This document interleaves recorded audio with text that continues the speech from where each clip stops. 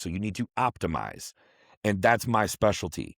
Optimization. It's not less work. It is less work. It's way less work. It's just hard as fuck work where it matters and pulling way back in the areas that don't. Which is the reason why you're able to put harder work where it actually matters. So again, this is not about making things easy. It's about allocating the hard to the areas that need to be hard and recovery and relaxation on the back end of that, because that cascades into a lot of benefit that very few bodybuilders are seeing. 90% of probably above 90% of bodybuilders of any category, male, female, anything from fit model all the way up to men's open bodybuilding, a lot of people are just running themselves into the ground and causing all kinds of issues that are underlying that, again, don't show up. Like if you have poor digestion, that doesn't necessarily show up on a transformation photo or a progress photo. If you have really high stress, that doesn't show up on a progress photo. Stress, both neurological, emotional, physical, etc. There's various different types of stress that people are putting themselves under that aren't benefiting them. Lack of sleep is not going to show up on a transformation photo, etc. Indirectly, it does. And that's what most people are doing there. And again, here's the coaching workaround.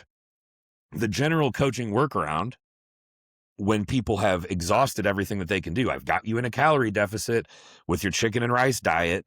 I've got you doing shitloads of cardio on the Stairmaster every day. So we got lots of calories being burned in these cardio sessions.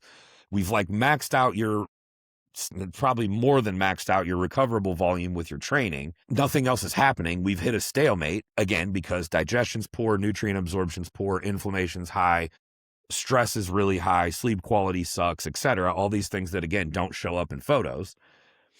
And what's the workaround?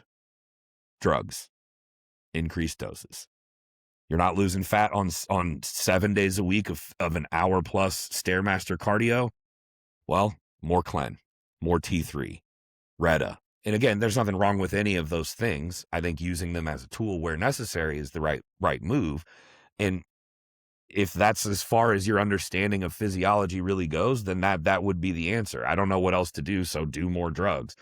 You're not building enough muscle on this 6-day-a-week training program where it's 7-8 different exercises per workout. Well, up the dose of test. You're on 4 units of growth. Let's make it 8. Let's throw insulin in twice a day. That's the answer, right? It's not the answer, but that's what's being used as the answer. That's how coaching is now. And it's not, I shouldn't even say now, that's kind of how it's always been. But after years in the industry and tons of self-education, experience, learning from that experience, tracking things, keeping data on it, talking to clients beyond just what's your weight this week and what do your pictures look like this week, you start to learn that there's a lot more that you could be doing to elicit results. And the fucking craziest part about it is 9 out of 10 times the answer is do less of something. Doing less of something that's not really an important factor, an important lever to pull, allows you to push harder or pull harder on the lever that is important. And again, everyone's just trying to pull every lever as hard as they possibly can. And that's just not how it works. It's just not how it works.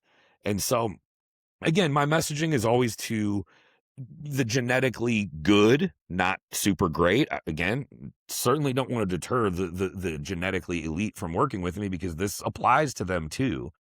It's just that if they don't do this kind of stuff, there's not really going to be many consequences, because everything that those people do is going to work. But people with good genetics and anything below, anything, and I mean literally anything below, lifestyle, I work with some people with type 2 diabetes or PCOS or both, that are morbidly obese, that are just need to prevent themselves from fucking dying, essentially. I work with everything from that all the way up to elite caliber competitors. But my messaging is to everybody below the elite caliber,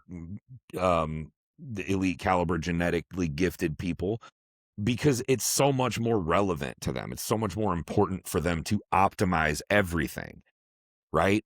And to be clear, you can't get everything perfect. That's a misnomer. That's not a thing. We don't live in a perfect world. You can't get everything perfect all the time. But the objective is to get as many things perfect as you can. And in order to do things perfectly, you're going to have to do some things a lot less.